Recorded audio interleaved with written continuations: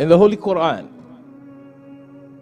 we are accustomed hearing this verse from Surah Baqarah, chapter 2, verse 185, in which Allah subhanahu wa ta'ala tells us, Bismillahir Rahmanir Rahim, Shahru Ramadan alladhi unzila fihi al-Qur'an.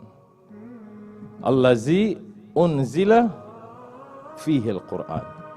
And what Allah says, Hudal lin-nas wa bayyinatim min al-huda wal-furqan. This, the month of Ramadan, is the month, Allah says, in which the Qur'an was revealed as a guide for the entire humankind. And then Allah subhanahu wa ta'ala continues to say, وَبَيِّنَاتٍ مِّنَ الْهُدَى وَالْفُرْقَانِ. The Qur'an, not only was it revealed in the month of Ramadan, but the Qur'an is that book that makes things clear, easy to understand.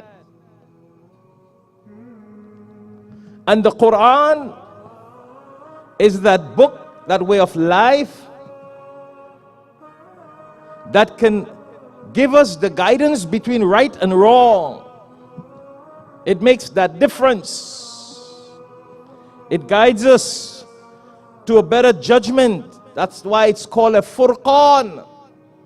So the Quran is something to be read. The Furqan is the book that that you read, that Quran that you read, Quran that is to be read, that we read, will give us the understanding to a better judgment, Furqan, between right and wrong. The month of Ramadan is the month of the Quran.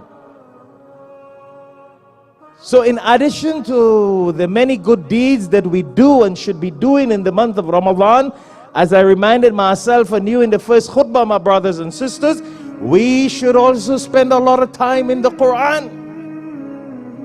Because by reading and understanding the Quran, it gives us the judgment, the guidance towards correct judgment as to what is right and what is wrong.